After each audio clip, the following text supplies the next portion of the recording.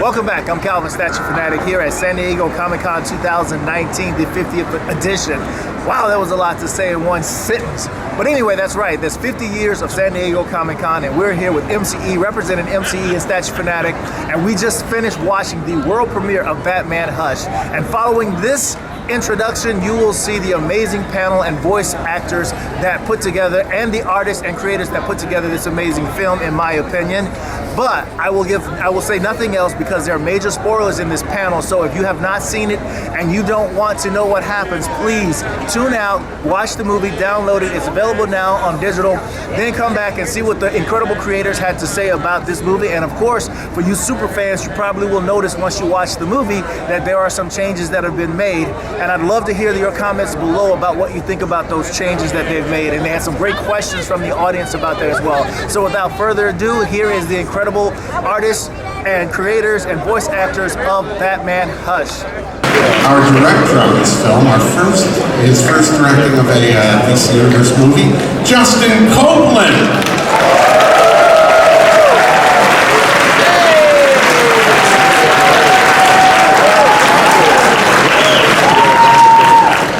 The centerpiece of our DC movies for years and years, and anchors all of the continuity on these films.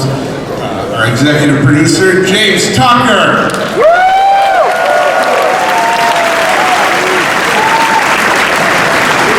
I want to hear applause in the far back. I'm not hearing applause.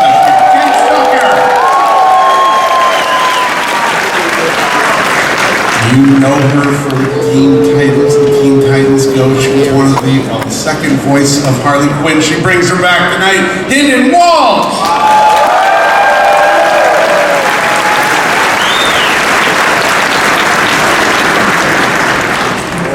This man is kind of famous from Young Justice. He brings you the Joker this evening, Jason Spizak.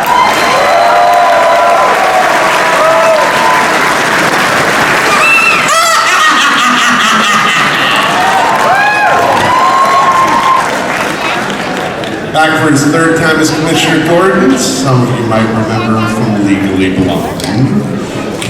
Bruce Thomas!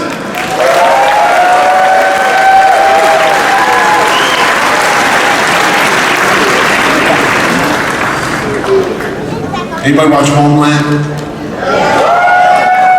Okay, this fella brought you both Hush for quite part of the picture, and and Mr.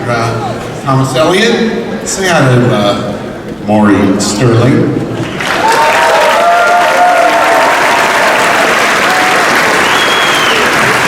Any Madam Secretary fans out there? That's a show with Tim Daly as well, you might remember. Any Madam Secretary fans out there? How about 500 Days of Summer?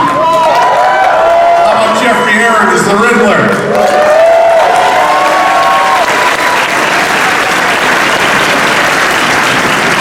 I know I've got Firefly fans out there, right? Baptist Nightwing Sean Marr!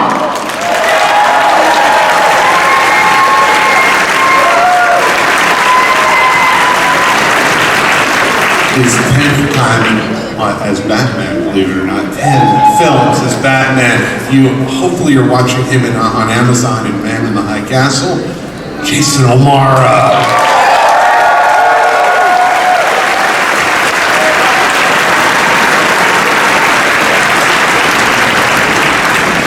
Quick mention, we've got some celebrities in the audience who contributed to the film. Our fine voice director, Wes Gleason, is somewhere over there, I think. And if you like the music, you can go over there and Freddie Weidman will hum it for you. He orchestrated the whole film. So, score by Freddie giveaway. And dear Jennifer Morrison really wanted to be here, but she got held on set and was unable to come. So she sent her warmest regards and said she hope you like Catwoman. Purr. Can't do it like that. Do it again, Gary. I want to hear purr. Hey, some of you were seeing this for the very first time. Some of you had a shot of it before. And you work in a one-way medium where you don't get to sit and hear a reaction very often. What was it like watching it with 4,200 fans? Any unexpected reactions? Amazing. Thank you guys. It was amazing to hear you guys react to this, wasn't it? There were a lot more laughs than I thought when we were recording it. Humor was great. Yeah. I mean, you can get humor on just somebody's facial expression, and you're like, yes, it's dialed in. It's like the art, Phil's art is so amazing, and they're laughing at just nothing but a facial expression. It's beautiful. Did any of you filmmakers, were you surprised by any reactions there? No. We plan all that stuff, but no, it was great. It was great seeing it with a crowd this large, and we make these things and we're in isolation, and we direct and do the boards and we do the sound mixing, and we're pretty much alone except for the people who are helping us do these things. So to see it with you guys in a crowd that is hard to please, and to hear that at least what I heard sounded like you were enjoying it, is great. So thank you very much.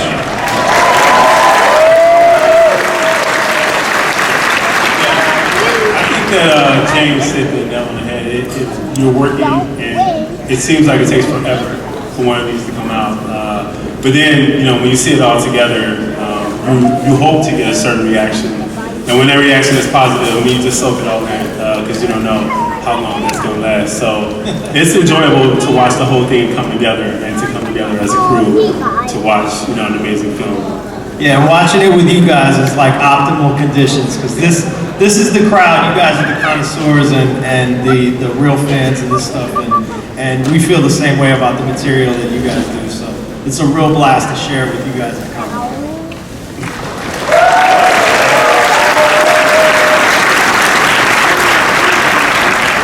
When you filmmakers, writer, designer, director, and producer, go about tackling an iconic story versus an original, what's your difference in approach on something like that, especially when you've got a Jim Lee classic like this? Well, no pressure. I think it was a two-part thing where I knew when I reread the book that the through line was going to be Batman and Catwoman. Because, it's a sprawling story, but that was a consistent thing through almost all the chapters was Batman's relationship with Catwoman. And I thought that was some territory we could play up and, expand on. And, there hasn't been a real Batman romance in animation features since Mask of the Phantasm. So, Old school fans. And then Ernie pitched me some of the adjustments we made, as you may have noticed, to the story to make it fit in our running time. So, you want to talk about that, Ernie? Yeah, I mean, the only problem, I guess, with Hush is that there's so much good stuff that we didn't have enough time. So James kind of decided and said, I think that the romance, this needs to stay. And if you have the beating heart of the story is Batman's relationships with other people. So if you kept that, you could cut down on the number of the rogues gallery without hurting the hushness of Hush. And so I think it still captures the spirit of it in a different variation. Was there anybody you definitely didn't want to cut out that you had to, or someone in particular you needed to include that you didn't anticipate, or? Well, we had to keep Poison Ivy the Joker. Thank you. Yeah, that's key. Harley. There's certain key characters in Batman's mythos that everyone knows and everyone expects. And if you've read the book, the Superman, Lois, Clark interaction, and even Lex we managed to squeeze in with some adjustments. I think the visual, having the same characters in it, even though their roles in the story are slightly different, I think keeps it true to the spirit of what the original book was, yet works in a shorter running time. So yeah, definitely Superman, Clark, Lois, Joker, Harley, Scarecrow, just, of course, Riddler. So, and Clayface, you have to have Clayface. So. That's a good thing. Have a little Clayface. Phil, I know some of us at the ADR sessions were quite impressed with the Catwoman design. Iconic. It looks like the animators enjoyed drawing it too. How did you, when you come up with when you have to translate Jim Lee's material, what do you do for that? Where do you start? Well, I mean, I think for an artist who's also a Batman fan, who also grew up loving Jim Lee's comic books, this was a dream gig. I mean, I think we've done like, how many of these continuity movies have we done, James? Like 15 or something? 13? Okay. Yes. So we've done a lot of these films in this continuity, so we've built this big foundation. We've done, Jason's played Batman 10 times, so, we had a strong foundation already, but interestingly enough, the Batman movies were very Damien-centric, so for me, this was like this incredible opportunity, even after all this time. It's like, wow, we have this iconic Batman story, and because it was really Jim Lee's first foray, his first major DC work, he did what any artist would do who has like clout and who can come in and kind of call the shots. He was like, if I'm doing Batman, give me all the villains, give me all the rogues gallery. As far as Selina, and so for me as an artist, I'm coming in, I'm like, yes, this is perfect. I get to draw all these iconic characters, some of whom, even though I've been doing this for 11 years now, I hadn't really touched it. Selina was one of those characters. I was like, wow, I never really had a chance to draw her before. She appears briefly in like a held shot in one of our earlier films. I think it was it Bad Blood or? Batman vs. Robin. Batman vs. Robin. So we had never done her for the movies before, and it was this incredible opportunity. I tried to stay really faithful while, adapting the stuff that Jim did into our continuity. I tried to stay really faithful to the choices that he made, like the cosmetic choices. All of the stuff that he did, it feels very iconic. Like he went for it's a Jim Lee take, but it's instantly recognizable as Batman's classic rogues gallery. And Selina was no different. So while adapting it into the style that we've been, sort of using for these films, we stayed true to the choices as far as the costuming and all that stuff. So yeah, it was just a blast because everything he did was so iconic and very classic rogues gallery. Yeah, it was cool going into his office and seeing all of these drawings. He wouldn't give it to us for a long time. He's like, no, I'm redesigning all of this. And I'm like, that's great. We got a schedule. Yeah. And it's real hard sometimes, because Phil's a beast, and you look at it, it's amazing. You're like, man, I probably should give critiques on that, but James, I'll leave that to James. I'm just a fan of it, whenever I see it. And then when they capture it when they captured in the animation, and put the shine on it, it's just incredible. I'm humbled, man. I'm just here to support you guys. Seriously though, working with James we've been doing these. I think the first one I did with James was Flashpoint, and that was seven years ago. So I've been really fortunate to work on the Tuckerverse. It's been a blast. Yeah, man. The best. We're not calling it that. I'll call it that. I'm gonna get that trending. But no, #Tuckerverse. No, it's been an amazing journey, and just working with all these people. So yeah, I'm just grateful, and getting to adapt a Jim Lee comic book is a dream come true. Hynden, Yes. coming on back to Harley, is it just like putting back on an old pal there? What's it like coming back from Harley? Oh, I love her. Are you kidding? She's like the most fun person in the world to play. She's so joyful in her psychoticness. She's got a big mallet. What's not to love? I really love playing her. I've been lucky to get to play her kind of a lot. I'm the second person to ever do her after the great Arlene Sorkin created her. So yeah, it's just an honor to get to play. That's all I got to say. Similar question for Jason, Spizak, Bruce, and Geoffrey. You guys all had to step in and do an iconic character here. How did you avoid prior interpretations and still put your own spin on it? I mean, that is always hard when you following the footsteps of people like Mark Hamill. Your book bag was upside down, so we're putting all the stuff back in it. But you have to imagine your own character. You can't help but just, as an actor, try to put your own spin on whatever material you're given. And the material is amazing. I mean, this adaptation is incredible. Ernie did an amazing job, and Hush it all. Thank you. Yeah, I mean, no, seriously. And this Rogues Gallery, you've put enough time in for everybody. So when I close my eyes and I hear the voice of the Joker of when I read the comic books when I was younger, before I ever heard anyone's voice, that was what I wanted everyone to hear. And so that's what they got.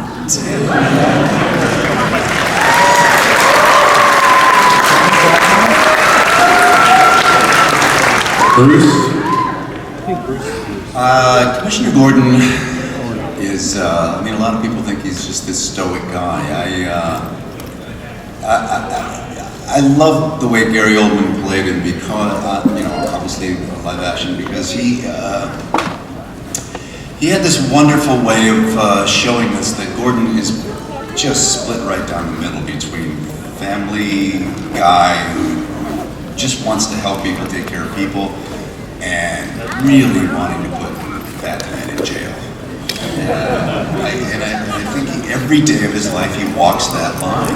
And so I just took the heart that he brings as a father and that caring soul, and I think I just allowed myself to kind of go there. From that, that's all I can do. And thank you for stopping him from killing me. You're welcome. Geoffrey, I know you're quite the comics and animation fan. Where did you approach the Riddler from? I mean, it's hard not to have John Glover's voice in my head. I was such a fan of the animated series, so that was there, and I just didn't want to screw it up. And to get the benefit of being Lazarus Pit Riddler was great. It was a great entry into putting my own stamp on it, because it's just like, it's methed out, you know, Scarecrow was my favorite. wanting recognition and just at his worst and most extreme. So it was just a lot of fun to do. This is my first time seeing it with everybody here, so I'm still kind of shaking and in shock. And it's such a good movie. It is.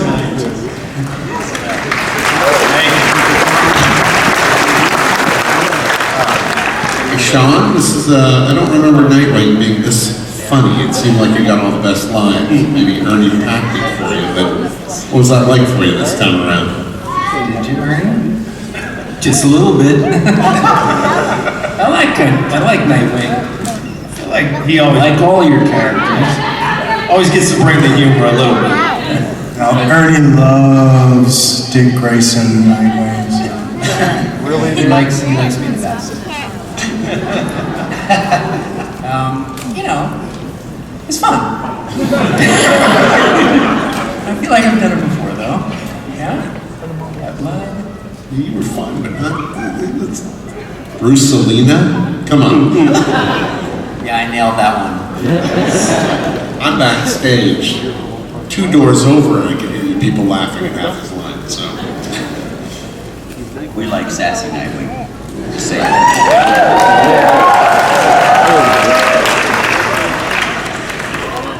Maury, you're the only one here who had an original character, and you had 2 of them. Where did you go with the Hush, and how did you guys work out the balance between your Hush and Geoffrey coming in at the end, and everybody here, don't tell anybody about it. Hush. Mostly I was thinking, don't mess this up, don't mess this up, don't mess this up. We didn't actually know each other or talk about it, so it was all just kind of in the room and recording. So I don't remember I just looked at these guys, and as long as they were nodding their heads and saying it was okay, then I trusted, you know. It's such a responsibility. I know they know the world so well, and you guys know the world so well. As long as I listened to them, I knew it was kind of in the ballpark, and I'd be all right. So, yeah. Jason, 10 films, you finally get a featured stage performance of Batman. The featured Batman. Woo! It's like a dream. It's like being at San Diego Comic-Con or the standalone Batman movie and you're playing Batman. I mean, what the hell? Bucket list. Every time we do every time we record one, he goes, "Do we get Comic-Con?" Yeah, I did feel legit there for a while because I was sort of at the Paley Center in New York for an awfully long time. Nothing wrong with those places. Yeah, especially the bit where the Clayface sequence, because it reminded me of watching the Batman the Animated Series with my son when he was young. And my favorite episodes were Feats of Clay parts 1 and 2. And for some reason, amazing. And for some reason, it was when I was watching those with him, I thought, I wonder will I ever get a chance to play Batman. And it's just weird to be here, like, 15 years, and he's right over there, he's 15 years old, he's massive now. And honestly would prefer to be here at a panel with Kevin Conroy, probably. 10 films in, how has the role and the fan acceptance of you evolved over the years? The fan acceptance does change because you get people who grow up watching those movies, so that's been amazing because suddenly you get people on social media saying you're my Batman, and I thought that would never happen because I wasn't anyone's Batman. It took me several movies to become anyone's Batman, so that's been kind of amazing. But I think the role evolved to this point. Well, I'll put it this way, I'll cut to the chase. I think what was most challenging about this movie in particular was, we had this problem in the voice booth where, Batman is Batman when he's got the cowl on, Bruce is Bruce when he's kind of, going about the manor or he's wearing his tux, but in this movie we had a problem where Batman was often Bruce when he was wearing the cowl, and Bruce was sometimes doing Batman stuff in a tux, and so the lines sort of became blurred, and so for the first time it never really became that kind of like distinct Batman Bruce Wayne. And I think it's fair to say that this movie, more than the other 9, let's say, this is probably the most emotional journey Batman has been on, and Batman is sort of anti-emotion. He works really hard to push that emotion down. In fact, he puts his work before his feelings. It's probably why he's so good at his work. And so, to be able to sort of play with that, the nuance of that, and earn it, after the other movies we made, I don't know, it was just really rewarding. And that's it.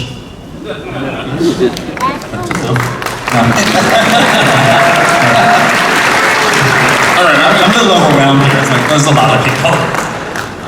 I'm going to turn this over to you guys. I think you probably have some questions I'd ask, but you would be better suited to ask because 4 of you will walk away with the best question, getting an autographed poster signed by everybody on the stage. Which is always fun to take back on the train. Rules of asking a question. Number 1, state your name. Number 2, get right to the question.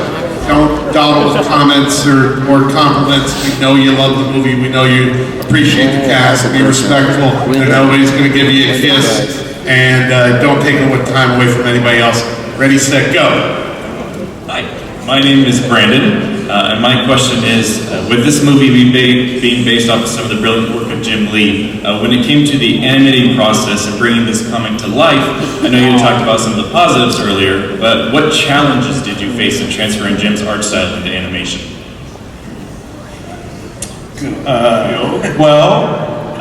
We're actually not doing a one-to-one adaptation of Jim's art style so much, partly because this is set within the continuity of the films that we've established, so it has to hook up. We have the same voice cast.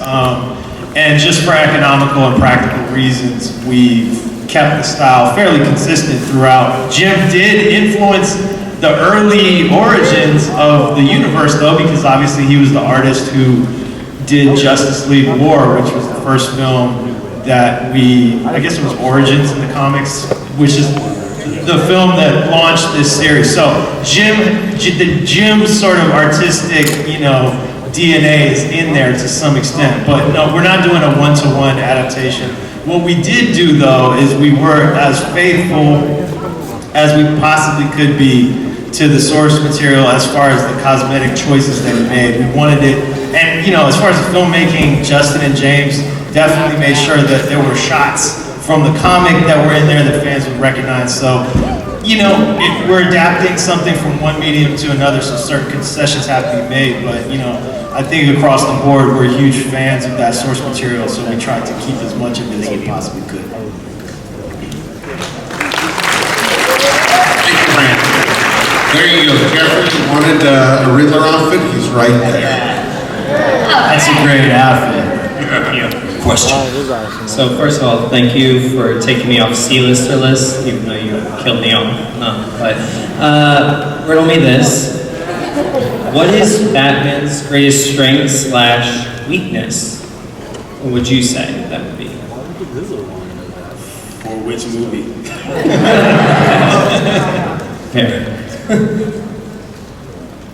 I think it would depend. It depends on, for this movie, I think that one of the things that we wanted to play with, I certainly wanted to play with within the boards, is that blurry line between Batman and Bruce. And for this movie, there's another person in his life, which is Selina. So in this movie, I think it becomes sort of a weakness. How does he navigate that relationship and navigate the relationship with all the people around him? And in the film, Hush kind of tries to exploit that as a weakness. I would say his greatest weakness is that he doesn't kill anybody. It's his greatest strength, too. He's good. Thank you, Riddler. All right, prepare for a quantum physics question. Say it. Hi, I'm Sapphire. I tried to keep it a little more specific this year. So why did Hush, even though he clearly had the materials to get a projectile to do so, shoot the wire and not Batman if his ultimate goal was for Bruce Wayne to die? Because the movie's 75 minutes. That's a good answer. That's also that's an iconic scene. Is that all the questions we asked? They're sitting. Every villain wants to reveal themselves. Yeah, sure. It's like he wants to look him in the eye and go, "This is me. See that I'm the one who did it." I mean, if you just shot him, at least. It's a toy with him. Yeah. And Riddler's stupid, so.